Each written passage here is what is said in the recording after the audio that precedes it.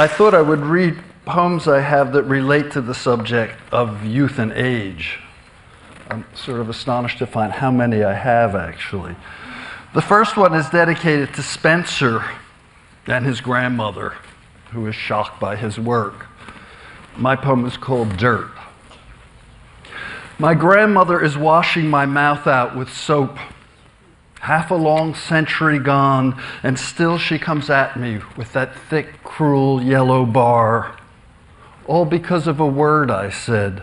Not even said, really, only repeated. But open, she says, open up, her hand clawing at my head. I know now her life was hard. She lost 3 children as babies, then her husband died too, leaving young sons and no money. She'd stand me in the sink to pee because there was never room in the toilet. But oh, her soap, might its bitter burning have been what made me a poet?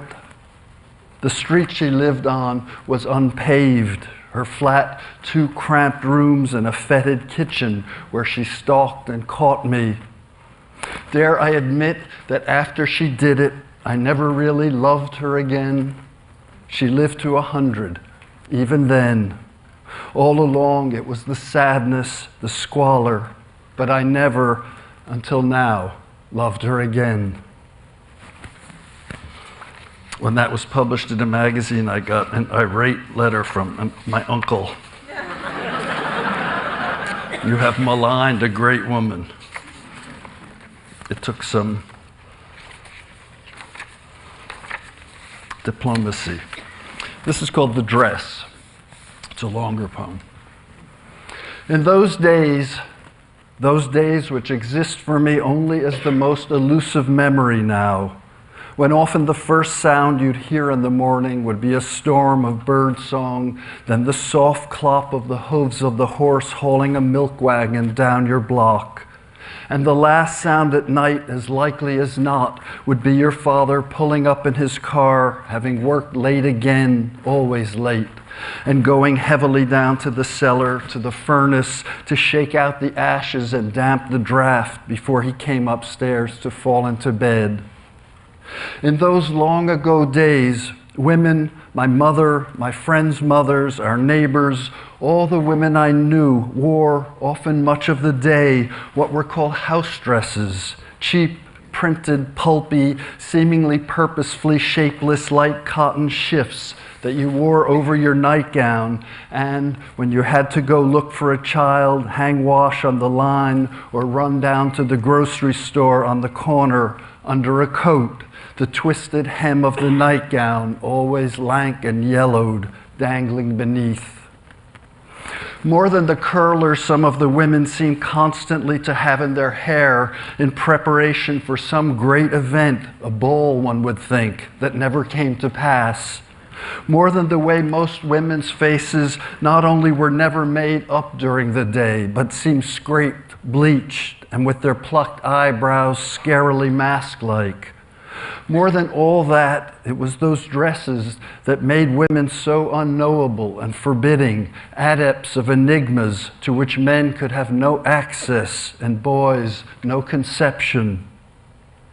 Only later would I see the dresses also as a proclamation that in your dim kitchen, your laundry, your bleak concrete yard, what you revealed of yourself was a fabulation. Your real, sensual nature, veiled in those sexless vestments, was utterly your dominion.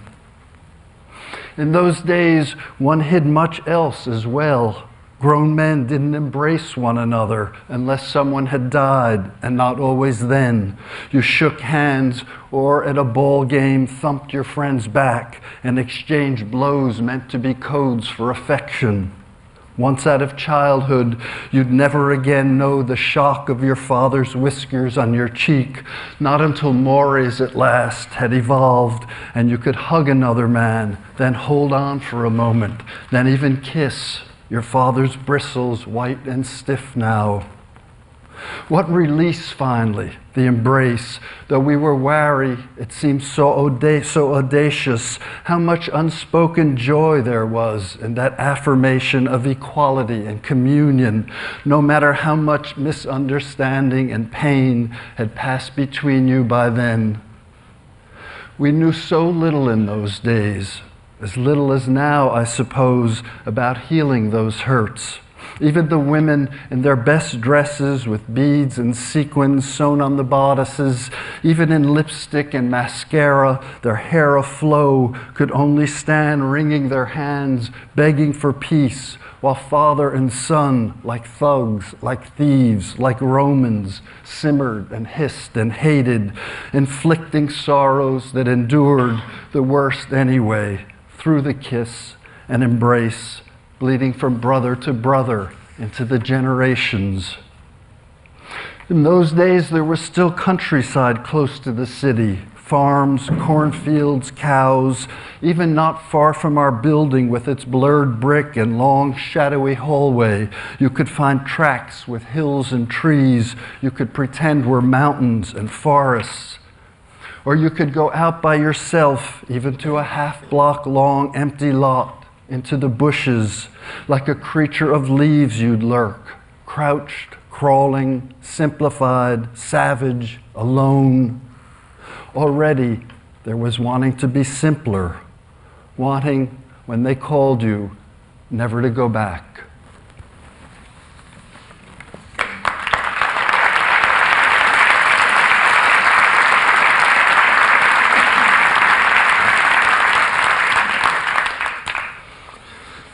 This is another longish one about the old and the young. It actually happened right at the time we met. Part of the poem takes place in space we shared and time we shared. It's called The Neighbor.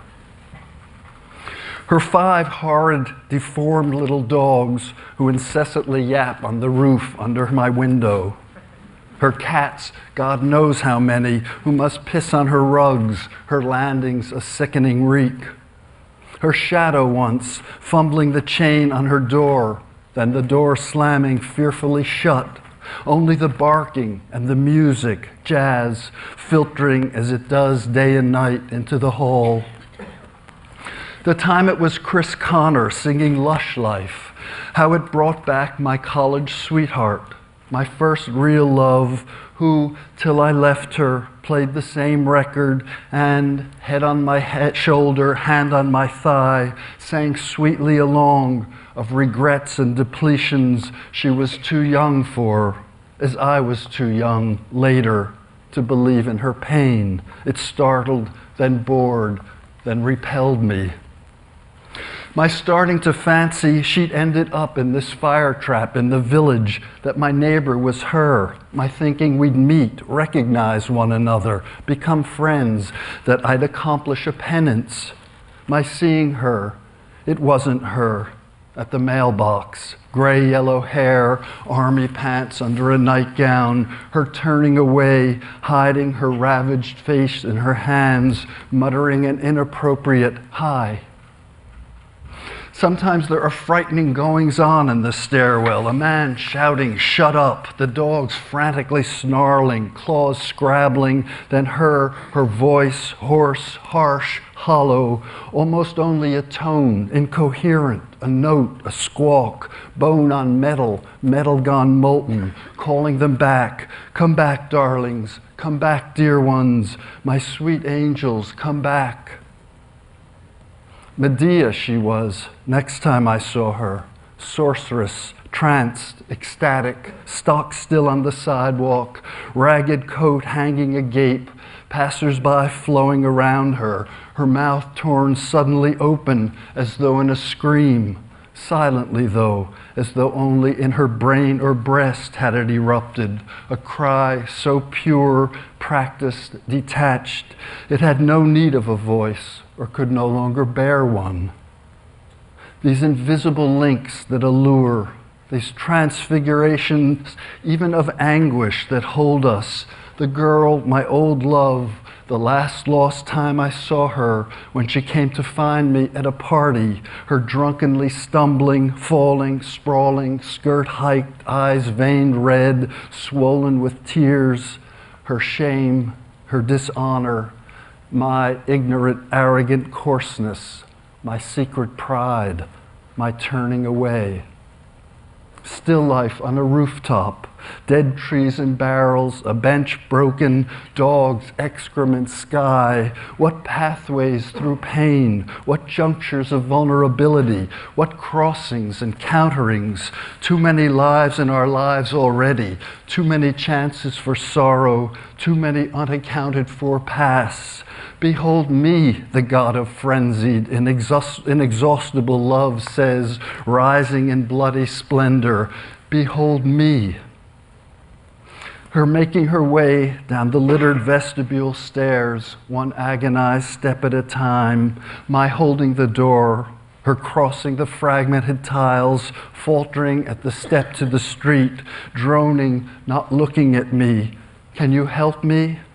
Taking my arm, leaning lightly against me, her wavering step into the world, her whispering, thanks, love, lightly, lightly against me.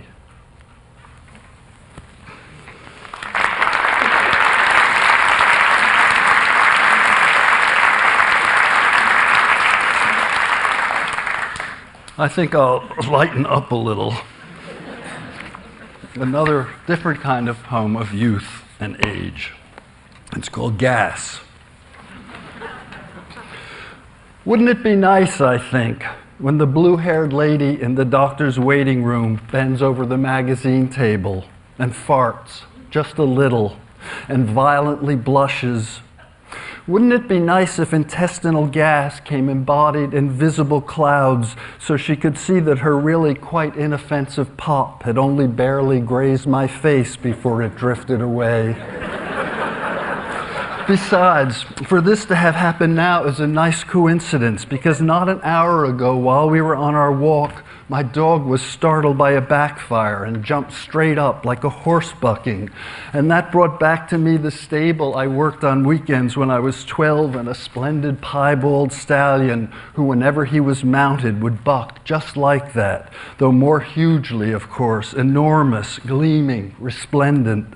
And the woman, her face abashedly buried in her L now, reminded me I'd forgotten that not the least part of my awe consisted of the fact that with every jump he took, the horse would powerfully fart, fwap, fwap, fwap, something never mentioned in the dozens of books about horses and their riders I devoured in those days. All that savage grandeur, the steely glinting hooves, the eruptions driven from the creature's mighty innards, breath stopped, heart stopped, nostrils madly flared. I didn't know if I wanted to break him or be him.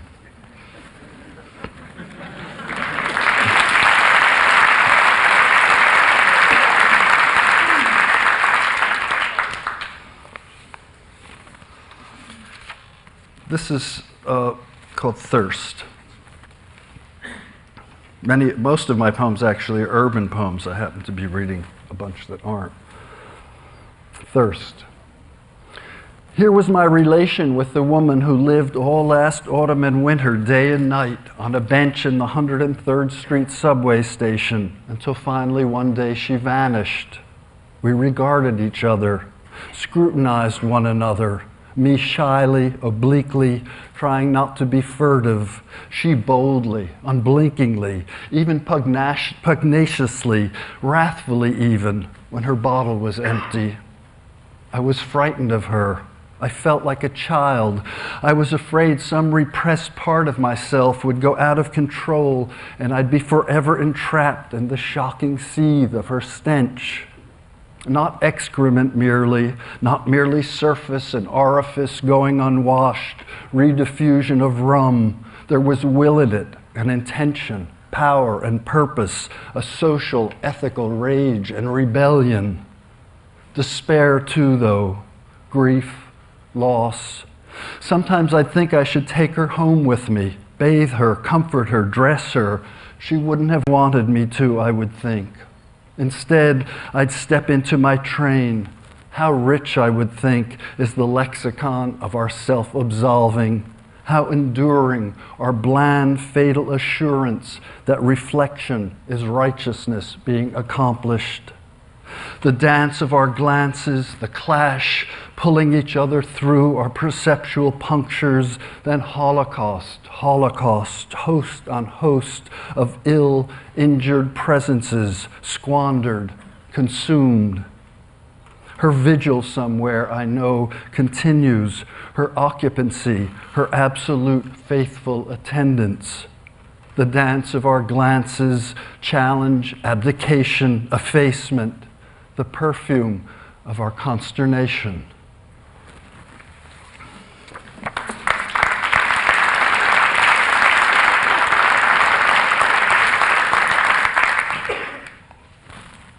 This is a newer poem, a brand new poem. The title is This Happened.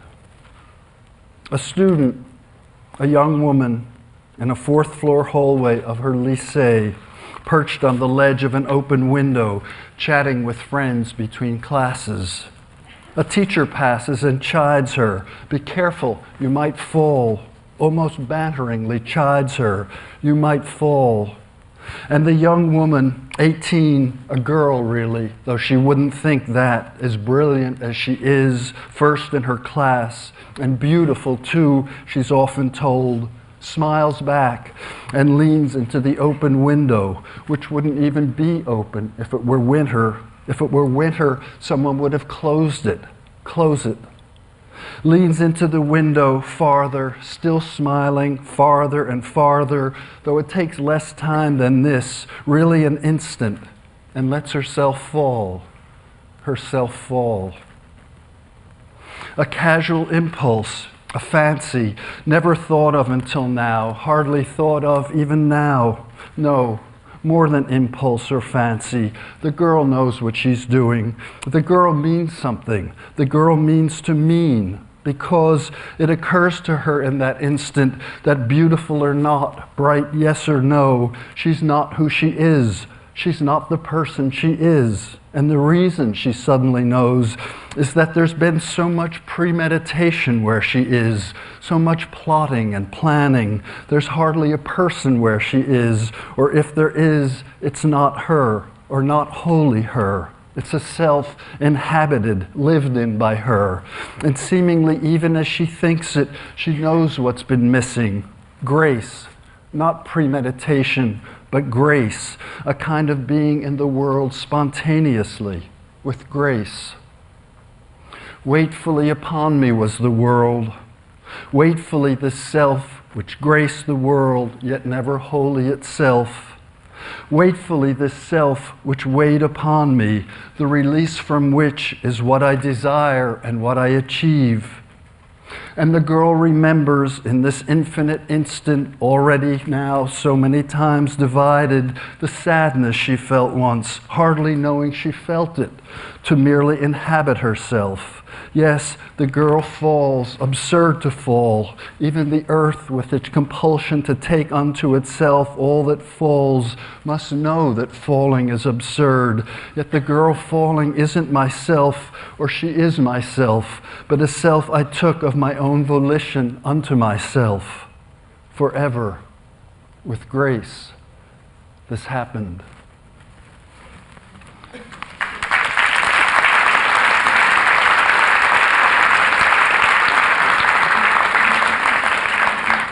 I'll read just one more. I don't usually say that. I like to just end, but I'm afraid that Ricky will come out here and shake his fist at me.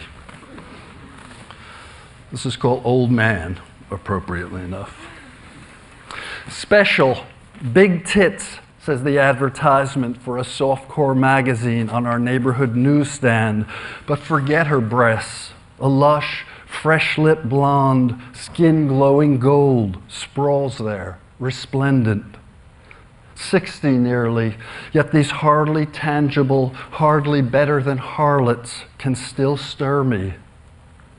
Maybe a coming of age in the American sensual darkness, never seeing an unsmudged nipple and uncensored vagina, has left me forever infected with an unquenchable lust of the eye. Always that erotic murmur, I'm hardly myself if I'm not in a state of incipient desire. God knows, though, there are worse twists your obsessions can take. Last year in Israel, a young ultra-Orthodox rabbi guiding some teenage girls through the shrine of the Shoah forbade them to look in one room because there were images in it he said were licentious. The display was a photo. Men and women stripped naked, some trying to cover their genitals, others too frightened to bother, lined up in snow, waiting to be shot and thrown into a ditch. The girls, to my horror, averted their gaze. What carnal mistrust had their teacher taught them? Even that, though, another confession. Once, in a book on pre-war Poland, a studio portrait, an absolute angel with tormenting eyes, I kept finding myself at her page. That she died in the camps made her, I didn't dare wonder why, more present, more precious. Died in the camps. That too, people, or Jews anyway, kept from their children back then. But it was like sex. You didn't have to be told. Sex and death, how close they can seem. So constantly conscious now of death moving towards me, sometimes I think I confound them. My wife's loveliness almost consumes me. My passion for her goes beyond reasonable bounds. When we make love, her holding me everywhere all around me, I'm there and not there. My mind teems, jumbles of faces, voices, impressions. I live my life over as though I were drowning. Then I am drowning in despair at having to leave her, this, everything, all, unbearable, awful.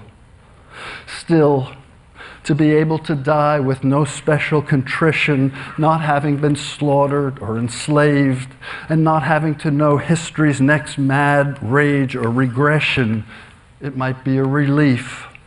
No, again no. I don't mean that for a moment. What I mean is the world holds me so tightly, the good and the bad, my own follies and weakness, that even this counterfeit Venus with her sham heat and her bosom probably plumped with gel so moves me, my breath catches. Vamp, siren, seductress, how much more she reveals in her glare of ink than she knows. How she incarnates our desperate human need for regard, our passion to live in beauty, to be cherished by glances, if by no more, of something like love or love. Thank you.